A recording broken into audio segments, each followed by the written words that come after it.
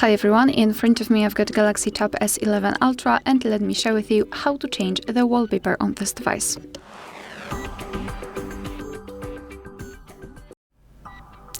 So let's begin with opening the settings, and here in this left section we have to scroll down to find a wallpaper and style.